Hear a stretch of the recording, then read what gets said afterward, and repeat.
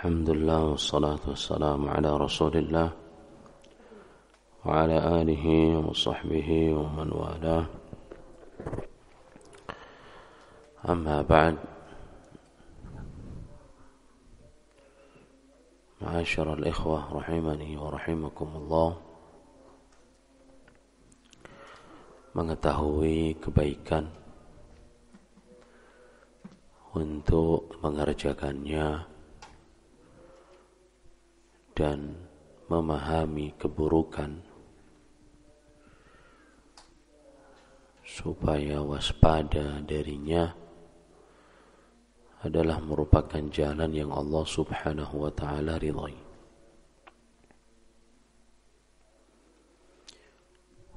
Di sana ada beberapa keburukan yang dapat memudaratkan kepada dunia seseorang, apalagi akhiratnya. Keburukan tersebut ada dalam hadis yang diriwayatkan oleh Imam Muslim dari sahabat Zaid ibn Arqam radhiyallahu anhu wa ardhah. Sahabat ini berkata, kana Nabi sallallahu alaihi wa ala alihi wasallam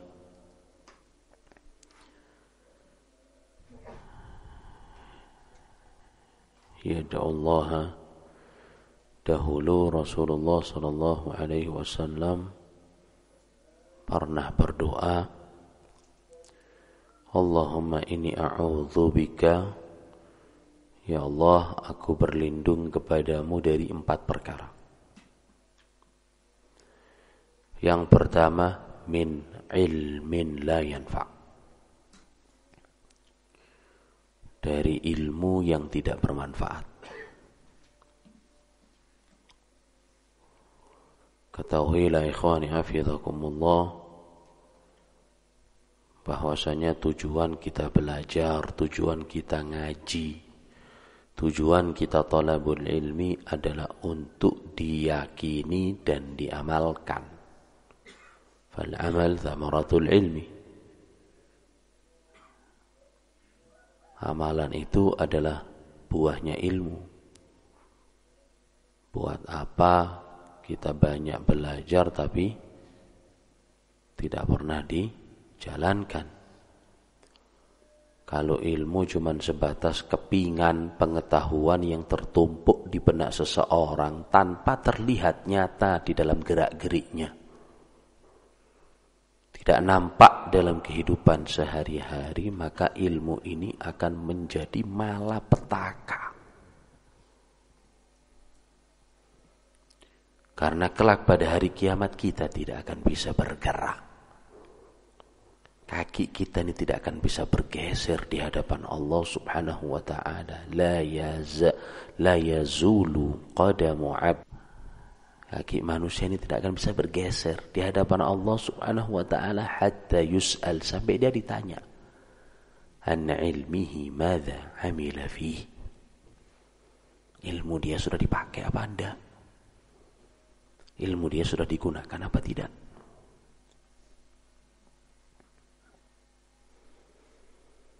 Betapa banyak di antara kita sudah belajar hadis, fikih, ilmu.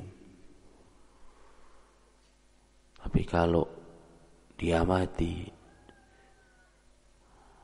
hubungan dia dengan orang tuanya sangat memprihatinkan. Di antara kita yang sudah belajar fikih, akidah, tauhid, belajar ilmu syar'i, muamalah dengan tetangganya, temannya, karib kerabat, jauh sekali dari bimbingan ilmu. Yang seperti ini, apa manfaat daripada dia belajar? Nabi SAW bersabda, Allahumma inni a'udzubika min ilmin la yanfa'. Ya Allah, aku meminta perlindungan darimu dari ilmu yang tidak bermanfaat. Rasulullah tidak akan mungkin meminta perlindungan kecuali beliau takut dari perkara tersebut.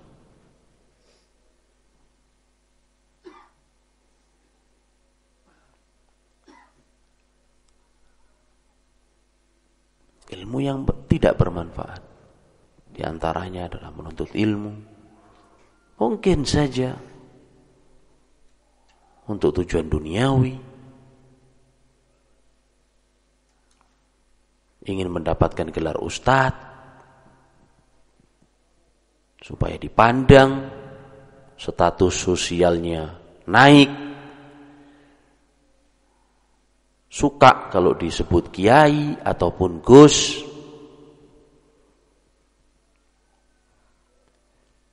atau ilmu yang digunakan untuk menyombongkan diri, dianggap dirinya lebih,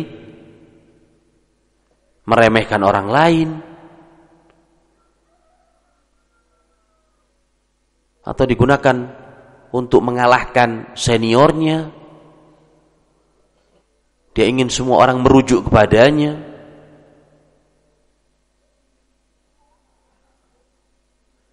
Nabi SAW pernah bersabda, "Man talabal ilma liyujari bihil ulama." Barang siapa yang menuntut ilmu untuk menyombongkan diri di hadapan para ulama, ilmu dibuat sombong-sombongan.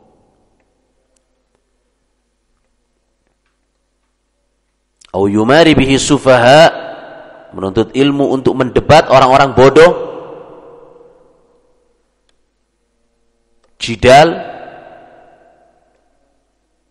adu argumen paling asik. Kalau sudah duduk berjam-jam, isinya perdebatan. Au yusrifuhu anhu wujuhan nas, atau memang dia menginginkan dengan ilmu itu supaya mata-mata manusia semua orang tertuju kepada dirinya. Ingin jadi nomor satu. Adkhalahullahu nar. Allah Subhanahu wa taala celupkan dia ke dalam api neraka. A'udzubillah.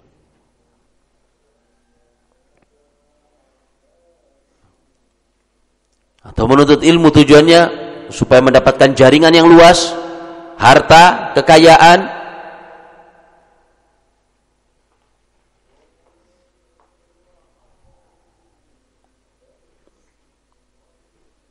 popularitas, viral yang dia maksud.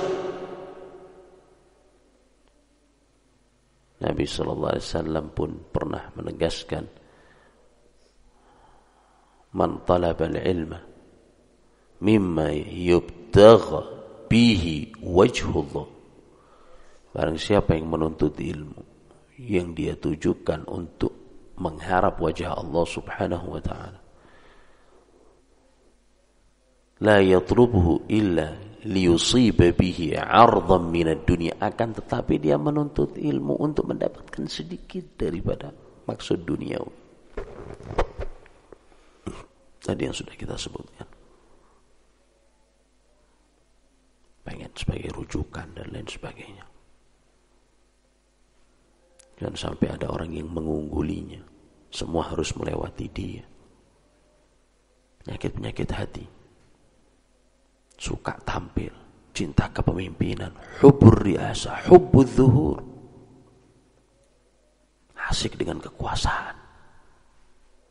Dengan nama agama, dengan nama ilmu, dengan nama din.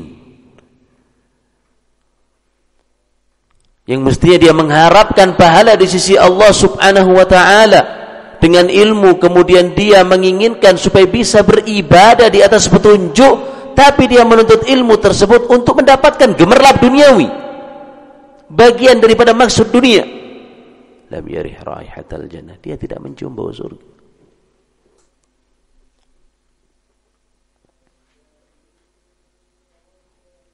Oleh sebab itu, pada poin yang pertama Nabi SAW meminta perlindungan kepada Allah Subhanahu wa ta'ala dari ilmu yang tidak bermanfaat, ilmu yang tidak bisa mengantarkan seseorang kepada sikap takwa.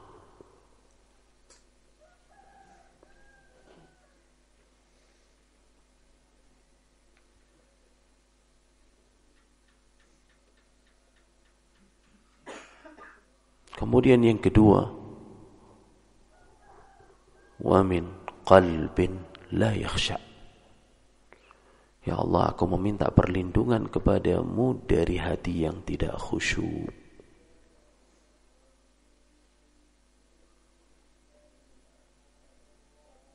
Tapi takut. Hati yang tidak pernah tenang. Hati yang tidak pernah tentram. Padahal tujuan diciptakannya hati supaya tunduk kepada penciptanya. Kalau senantiasa hati ini tunduk kepada Allah Subhanahu wa ta'ala, mudah untuk disirami dengan hidayah, taufik. Kalau tidak seperti itu, hati menjadi gersang. Hati ini kering. Hati ini kaku. Yang Allah Subhanahu wa ta'ala sebutkan dalam Al-Quran, fawailul lil qasiyati qulubuhum min dzikrillah. Sungguh celaka hati-hati yang sudah membatu dari berzikir kepada Allah Subhanahu wa ta'ala. Ulaika fi dhalalim mubin. Mereka berada pada kesesatan yang nyata.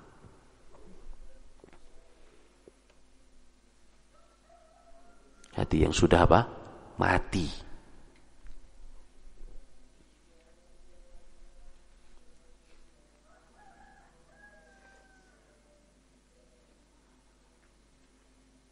Ada seseorang pernah bertanya kepada Al-Hasan Al-Basri rahimahullah, ashku ilayya qaswata qalbi. Wahai imam, wahai guruku, aku mengeluh kepada engkau mengenai kerasnya hatiku. Jarang dia menangis karena Allah. Air matanya tidak pernah berlinang karena takut kepada Allah Subhanahu wa ta'ala. Aku mengeluh kepadamu mengenai kerasnya hatiku. Kata Hasan Al-Basri, hadzibhu bi dzikrillah. Tanda Anda kurang berzikir kepada Allah, maka lelehkan hatimu dengan itu. Banyak-banyak berzikir.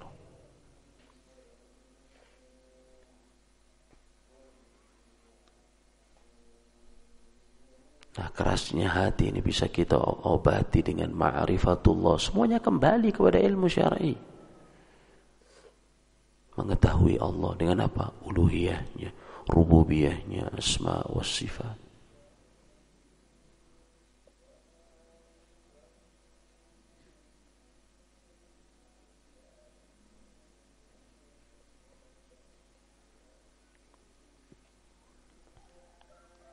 Oleh sebab itu kita diperintahkan ketika menjalankan ibadah sholat dengan penuh apa? Khusyuk. Datang ke masjid, jangan terburu-buru, jalan normalnya saja, santai. Khawatir ketika dia cepat-cepat supaya mendapatkan sholat, akhirnya masuk ke masjid, nafasnya ngos-ngosan. Gimana dia kemudian akan mentadaburi apa yang terdapat di dalam sholat.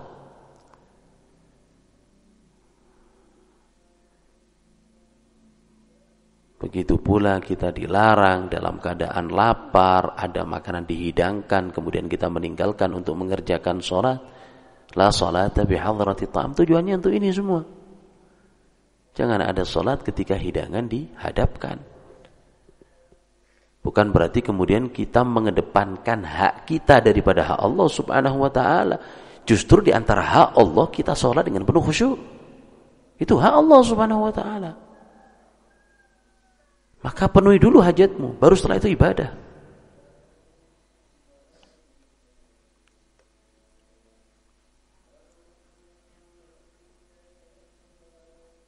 Larangan pula sholat dalam keadaan menahan buang angin ataupun buang air, kecil maupun besar. Ini akan menghilangkan tumaknina, konsentrasi buyar dalam sholat. Begitu pula Rasulullah SAW. Di antara tata cara supaya bisa khusyuk di dalam sholat, beliau menghayati Ketika sampai pada ayat rahmat, minta kepada Allah Subhanahu wa taala. Ketika melewati ayat-ayat azab, beliau meminta perlindungan. Ketika melewati ayat-ayat yang berisi pensucian kepada Allah Subhanahu wa taala, beliau bertasbih.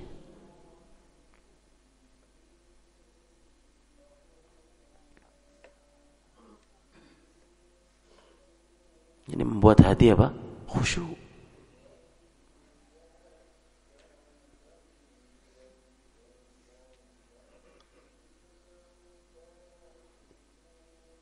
Kemudian yang ketiga, wa min nafsin la tashba. Ya Allah, aku meminta perlindungan kepadamu dari jiwa yang tidak pernah puas. Kepuasan jiwa ini adalah sesuatu yang tidak bisa dinilai. Patokannya bukan harta. Betapa banyak orang yang konglomerat, jutawan, tapi dia nggak pernah merasa aman. Selalu saja kurang. Padahal semuanya dia punya. Jiwa yang tidak pernah apa? Puas.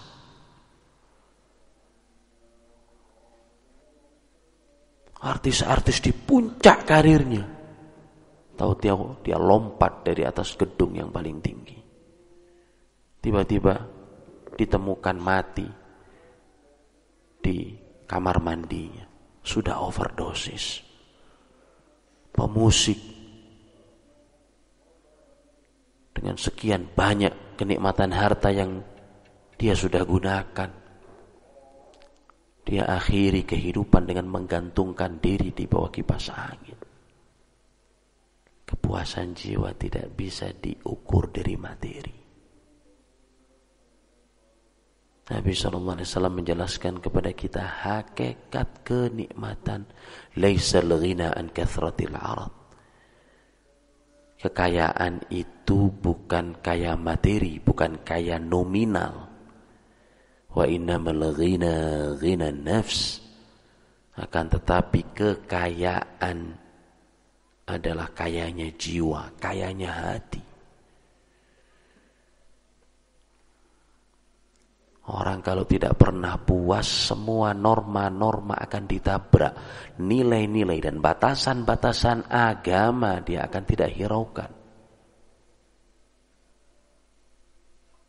Semua diterjal. Rasulullah SAW pernah menjelaskan kepada kita hakikat keberuntungan. Qad aflaha man aslam. Sungguh bahagia, sungguh menang, sungguh beruntung, sungguh sukses orang yang telah masuk ke dalam agama Allah Subhanahu wa taala. Wa ruziqa kafafan, dan dia diberikan rezeki kecukupan. Nabi SAW bersabda, ini keberuntungan. Cukup saja sudah alhamdulillah. Wa qanna'ahu Allahu bima ata. Kemudian dia qanaah. Tak pernah merasa kurang atas apa yang telah Allah Subhanahu wa taala berikan kepada dia. Dapat sedikit alhamdulillah, dapat banyak ya tambah bersyukur. Apa yang datang dari Allah Subhanahu wa taala dia puji. Dia pakai, dia kembalikan kepada Allah Subhanahu wa taala.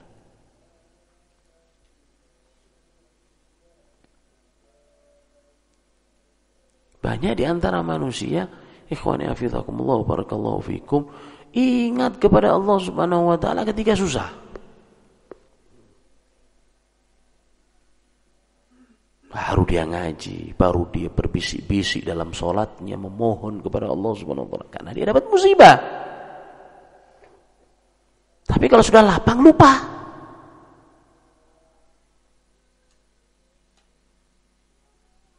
Kalau sudah senang gak ingat.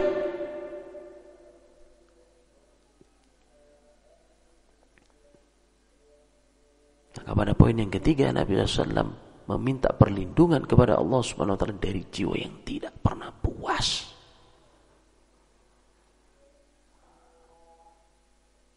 Dan untuk mengobati ini lihatlah orang-orang yang ada di bawah kolong jembatan. Alhamdulillah kita masih bisa tidur nyenyak, tidur enak di atas kasur, ditemani dengan istri, keluarga yang utuh. Ditambah lagi kita punya keturunan.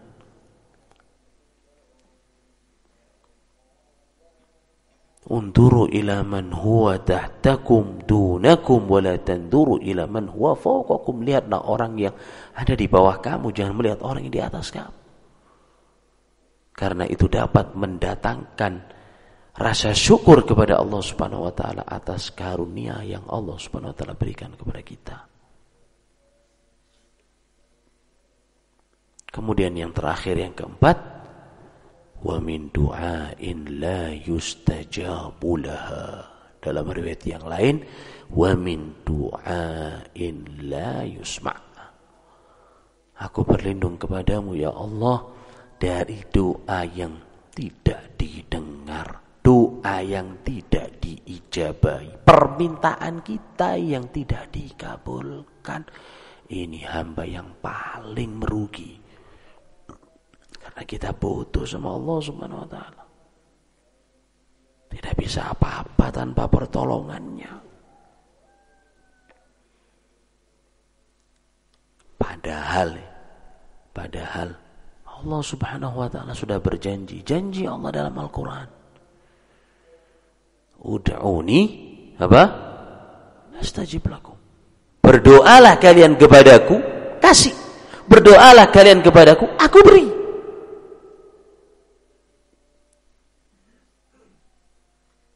Tapi kok kenapa kita banyak meminta kepada Allah Subhanahu wa taala tidak kunjung datang? Bukan berarti Allah ingkar janji. Bukan berarti Allah Subhanahu wa taala lupa. Kita perlu introspeksi, bisa jadi kita ini belum masuk kuota.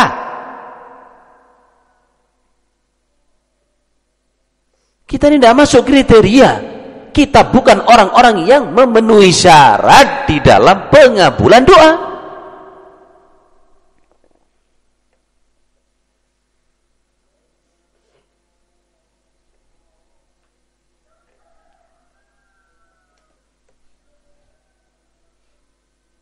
Di dalam kitab Hilyatul Awliya, kata Syakik al-Balkhi rahimahullah, marra at-tabi'i al-jalil, suatu ketika seorang tabi'in yang mulia yang bernama Ibrahim ibn Adham rahimahullah, muridnya para sahabat. Ibrahim ibn Adham masuk dan melewati Suq al-Basrah, pasar di kota Basrah di negeri Irak. Melihat ada Ibrahim bin Adham, seorang alim besar pada zaman beliau, pun didatangi oleh para pedagang, datangi oleh masyarakat yang ada di pasar tersebut. Di antara mereka ada yang mengatakan, ya Aba Ishaq, ini kunyahnya Ibrahim bin Adham, wahai Abu Ishaq, qala Allah Ta'ala, menyebutkan tadi firman Allah yang terdapat dalam surat Ghafir ayat 60. Allah Subhanahu wa taala berfirman, wa qala rabbukum ud'uni astajib lakum. Tuhan kalian berkata, doalah kepadaku, saya akan kasih, saya akan ijabahi. Wa nahnu nad'u Allah fala yustajabu lana. Tapi kenapa kita meminta kepada Allah Subhanahu wa taala kita tidak diijabahi? Padahal Allah Subhanahu wa taala berjanji. Maka dijawab oleh Ibnu Adham rahimahullah, li'anna qulubakum matat bi asyrati asya. Hati-hati kalian ini sudah wafat dengan 10 perkara. Hati-hati kalian sudah tenggelam. Yang pertama, araftumullaha wa lam tu'addu haqqa. Kalian kenal Allah Subhanahu wa ta'ala, tapi hak-hak Allah tidak pernah kalian berikan.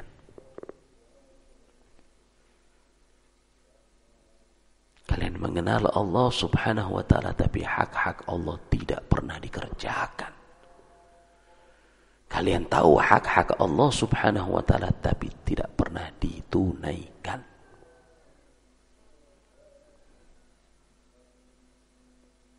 Wa qara'tumul Qur'ana wa lam ta'malu bih. Tiap hari kalian baca Al-Quran, tapi kalian tidak pernah mengerjakannya. Ini kalau dibaca. Kadang-kadang Al-Quran cuma buat pajangan di rumah, nanti dibuka bulan Ramadan. Sebagian orang bahkan tidak pernah dibuka. Di malam hari tidak pernah dibaca, di siang hari tidak pernah diterapkan. Kalian membaca Al-Quran, tapi isinya tidak pernah kalian kerjakan. Wa za'amtum hubba nabiyyikum wa taraktum sunnatah. Kalian klaim cinta kepada Nabi SAW, tapi kenyataannya kalian menyelisihi sunnahnya. Nabi SAW cuma dijadikan sebagai slogan saja, buah bibir, cinta kepada Nabi, sayang kepada Nabi, perjuangan kepada Nabi SAW. Sunnahnya ditinggalkan, malah cinta dengan kebid'ahan. Agamanya Rasulullah SAW ditambah, dikurangi, dimodifikasi sesuai dengan hawa nafsu mereka. Kalian telah za'amtum, mengaku cinta kepada Rasulullah SAW, tapi ajaran Nabi kalian jauhi, kalian tinggalkan. Wa qultum anna syaitana lakum aduwan wa wafaqtumu. Kalian mengikrarkan bahwasanya syaitan itu sebagai musuh, tapi kalian senang dengan dia. Kita tahu syaitan ini merupakan musuh yang nyata, tapi kita asik dengan godaannya.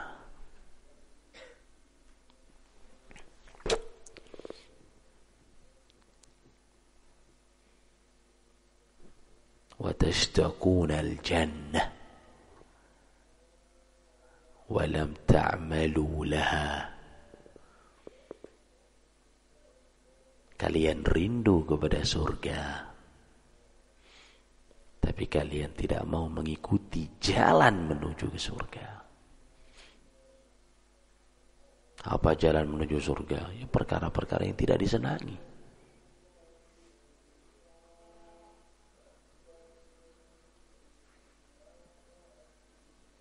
Jalan yang penuh dengan makari, rintangan dan tantangan.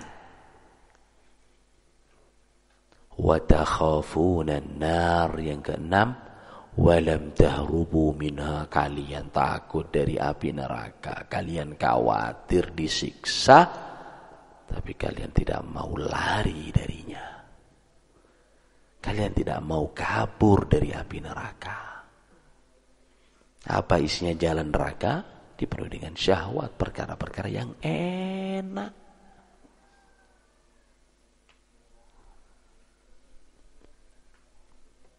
Perkara-perkara yang nyaman.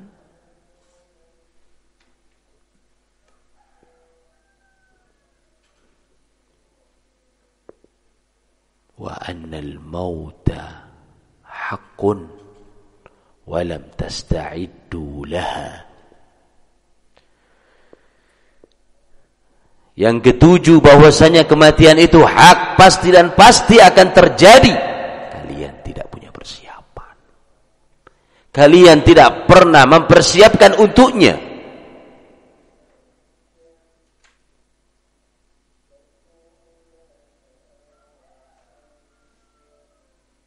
Kalau hamba yang bijak, dia akan perbanyak perbekalan menuju kepada akhirat Allah subhanahu wa ta'ala. Fa inna khairaz zadi taqwa, sebaik-baiknya perbekalan adalah takwa. Kita tahu kematian itu pasti akan datang, dan kalau sudah datang ajal tidak akan terlambat walau sesaat, dan tidak akan maju walau sesaat sesuai dengan apa yang telah Allah Subhanahu wa taala gariskan. Tapi masalahnya kalian tidak pernah mempersiapkan untuk kematian.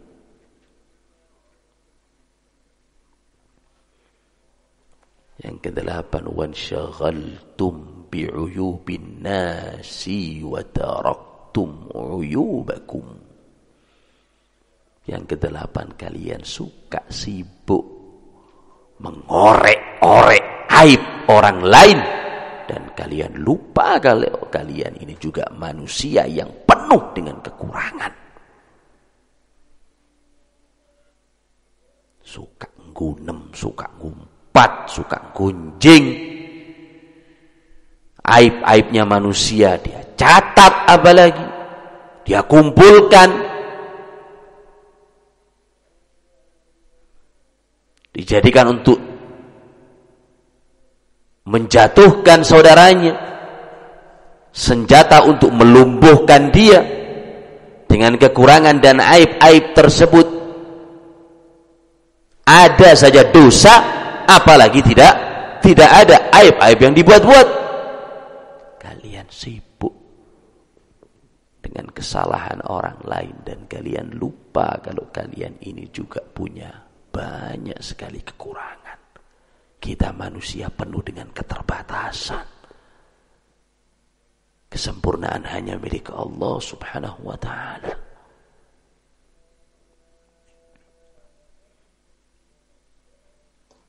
Yang kesembilan, akaltum ni'amallah wa lam tu'addu syukraha.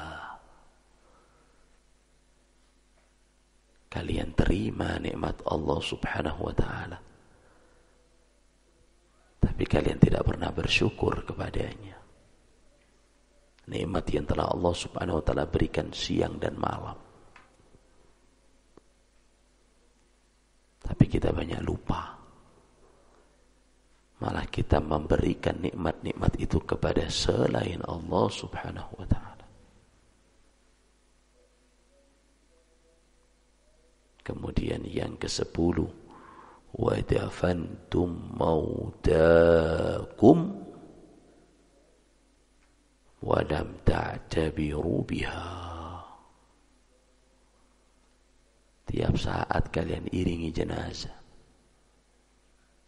kalian kuburkan mayat-mayat. Wa dafantum mautakum, kalian kuburkan jenazah-jenazah, tapi kalian tidak pernah mengambil pelajaran darinya, bahwasanya dunia ini hanya sementara, bukan terminal terakhir. Kita cuman sekedar numpang di sini. Kehidupan yang abadi kelak di akhirat.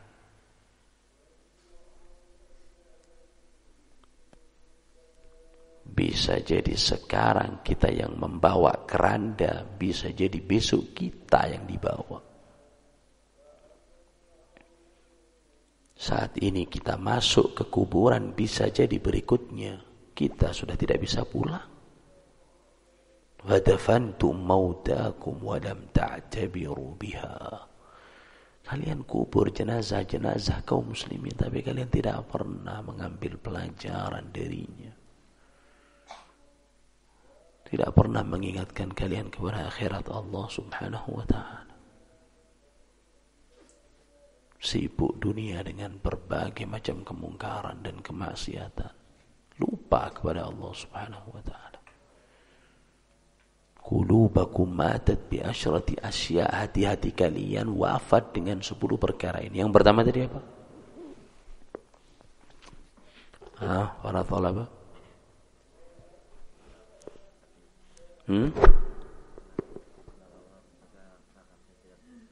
Nah, araftumullah lam tu'addu haqqan, mengenal Allah tapi tidak pernah ditunaikan haknya. Yang kedua,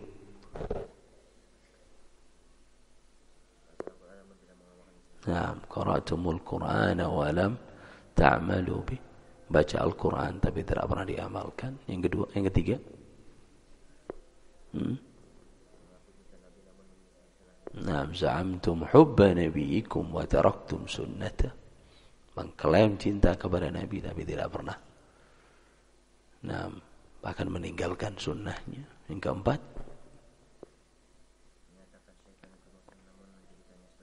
Nah, menjadikannya sebagai wali, bahkan menjadi pemimpinnya, imamnya, padahal dia mengetahui syaitan adalah musuh yang nyata dalam kehidupan kita sehari-hari. Yang kelima.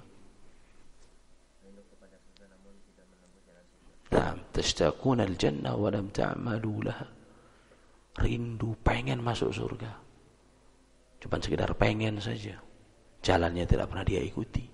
Yang keenam. Takhafuna an-nar wa lam tahrubu minha. Takut, cuma sekedar takut saja. Tapi amalan-amalan neraka dia kerjakan, tidak pernah kabur, tidak pernah lari daripada neraka. Yang ketujuh. Anal mauta haq wa lam tasta'iddu laha. Kematian pasti akan datang kepada kita dan kita tidak pernah mempersiapkan untuk hari itu. Yang kedelapan. Ishtaghaltum uyuban nas walam. Kalian sibuk dengan aib-aib manusia, wa taraktum uyubakum, dan kalian meninggalkan aib-aibmu. Nah, yang ke-9. Wa akaltum ni'am Allah wa lam tu'addu syukraha. Kalian ambil nikmat Allah Subhanahu wa taala tapi kalian tidak pernah mengembalikan nikmat itu dengan rasa syukur kita kepada Allah. Yang ke-10 yang terakhir. Wa dafantum mautakum wa lam ta'tabiru biha. Kalian iringi jenazah, kalian kuburkan mayat-mayat kalian tapi kalian tidak pernah mengambil pelajaran darinya. Fa kaifa yustajabu lakum. Kata Ibrahim ibn Adham, bagaimana doa-doa kalian akan diijabahi oleh Allah Subhanahu wa taala? Keadaan kita seperti ini.